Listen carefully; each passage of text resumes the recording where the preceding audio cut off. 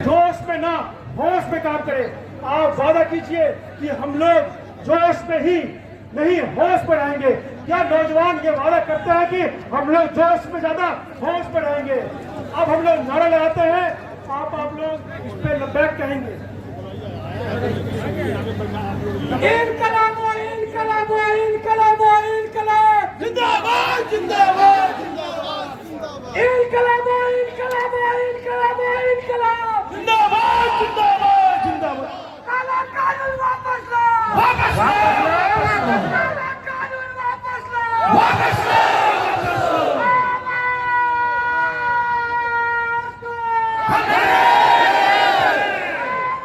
अम्मा बात हाजिरीन मजलिस, वक्त की बहुत कमी है। ये जो हम लोग काला कानून के विरोध में एक जगह एकत्र हुए हैं, और इतना ही नहीं ताकि जंग आजादी की लड़ाई हम लोगों ने लड़ी है, और हम लोग सेकंड फिस्ट में हम लोग सब लोग सारे लोग सेकुलर मिजाज के लोग मिलकर लड़ा है। आज हमें ये हुकूमत तिरछी नजर से देखती है।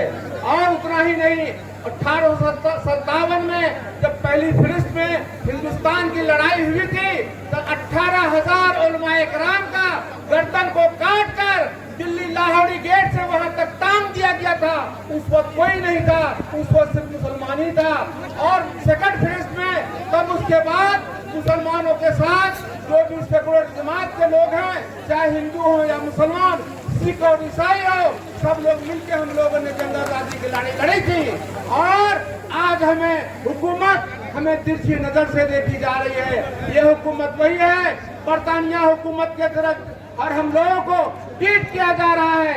और जो अंग्रेज की हुकूमत थी, अभी जो हुकूमत है सेंट्रल गवर्नमेंट की, चाहे वो भारत सरकार हो, हम लोगों को अजीब तरह से, ताकि वो हकीक नजर से देखते हैं। और उतना ही नहीं, ताकि हम लोग जंग आजादी की लड़ाई में हमारे पूर्वज मर गए, दुनिया से चले गए, पाकिस्तान चले गए, बांग्लादेश चले गए, हमारी कमी हो गई। आज हमारे कमी नहीं होती। सेकुलर मिजाज के जो भी लोग हैं, हम लोग एकजुट होकर के यहाँ के वर्चस्व बने रहते। उतना ही नहीं, ताकि मुसलमानों के साथ नरेंद्र मोदी तिरछी नजर से देखते हैं, तौबा करते हैं। उनका काम यही रह गया है फिरका परस्त को बढ़ावा देना और लोगों को लड़ाना, और सारे मुसलमान के नामों को बदल करके अपने हज़बख़ा नाम रखना, चाहे वो मुल्क का नाम हो, चाहे वो सियासी हालात का नाम हो। आप लोग अलर्ट रहिए, और जो भी हम कह रहे हैं ये बात अपने तक जब्त कीजिए, ताकि हमारे उलमाए किराम जो भी शहीद हुए, 18,000 उलमाए किराम को शहीद कर हर पैर पर टांग दिया गया दाढ़ी के साथ। उस दिन वो लोग कहाँ थे? नरेंद्र मोदी कहाँ थे? जंग आजादी की लड़ाई में सेकुलर मिजाज के, चाहे वो सिख हो, चाहे वो हिंदू हो, चाहे वो मुसलमान हो, सब मिलकर लड़ा था। बाग में हर तरह के फूल रहते हैं, तभी उसको बाग कहा जाता है। हर तरह का फूल का खुशबू मिलना चाहिए।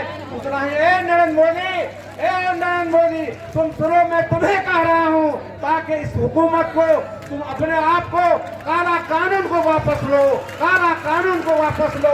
हम तुम्हारे साथ है। हमारी अगर जरूरत है, खून की जरूरत हो, पसीने की जरूरत हो, हम हर वक्त आपके लिए तैयार हैं। और उतना ही नहीं, ताकि ये मुल्क हमारा सदाबहार मुल्क है। चाहे वो सेकुलर मिजाज के लोग हों, चाहे वो हिंदू हो, सिख हो, ईसाई हो, चाहे वो मारवाड़ी हो, सब हम लोग एक हैं। ताकि हम लोगों को चैन से रहने दो, हम लोग अपने अमन समान से रहने दो।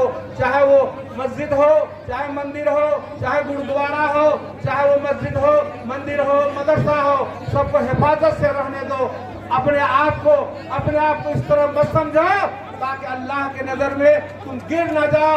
अल्लाह सबका बड़ा है, और हम लोग इस छत के नीचे हैं, आसमान के नीचे हैं। ए मुसलमानों, ताकि तुम्हारे हिफाजत का मालिक ऊपर अल्लाह ताला है। तुम इसके लिए तुम कुछ नहीं हो, और तुम्हें फानी कर दिया जाएगा। इतना ही, हमारा काफी टाइम हम ले चुके हैं, इसलिए साथ को बदबाना आजाद से बता रहा हूँ। मैं अपनी बात को वापस लेता हूँ। अस्सलाम वालेकुम रहमतुल्लाहि व बरकातहू। मेरा नाम आबिदुर रहमान, अररिया विधायक कोट में। हमारा ही कत्ले आम होगा, हम ही कुएं खोदते मिलेंगे और हम पे पानी हराम होगा। आज हमें ना कोई अब्दुल हमीद होगा ना कोई अब्दुल कलाम होगा। आज जरूरत है हमको ये काला कानून को बचाने के लिए, इस संविधान को बचाने के लिए, हमारा हक और हुकूक को बचाने के लिए हम सबको सड़क से लेके सदन तक लड़ाई लड़नी होगी। और इंशाअल्लाह हम लोग लड़ाई लड़ेंगे, और हम लोग लड़ाई लड़ेंगे, संविधान के बल पे लड़ाई लड़ेंगे। संविधान जो हमें हक दी है उसके तहत हम लड़ाई लड़ेंगे। हमारा लड़ाई कोई हिंदू मुसलमान से लड़ाई नहीं है। हमारा लड़ाई हमें संविधान के तहत जो जमहूरियत के हक में दिया है उसके तहत हम लोग लड़ाई लड़ेंगे। बोलिए इंशाअल्लाह हम लोग लड़ाई लड़ेंगे, लड़ेंगे, लड़ेंगे। और मैं आप सबको सलाम करता हूं कि आप लोग आए, इसके लिए बहुत बहुत शुक्रिया।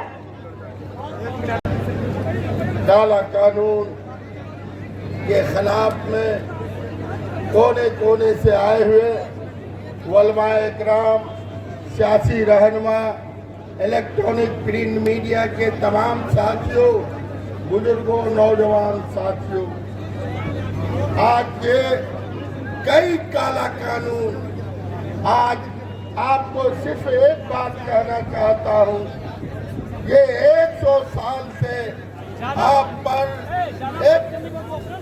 एक जमात आप पर एक्सपेरिमेंट किया है, उसी का एक नतीजा है कि कभी 3 तलाक, कभी बाबरी मस्जिद।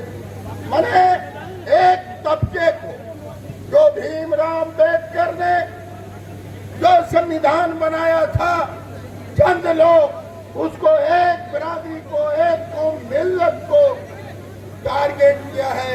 उसके लिए एक एक आदमी को लड़ना होगा। मैं आखिरी में एक शब्द कहकर मैं बैठना चाहता हूं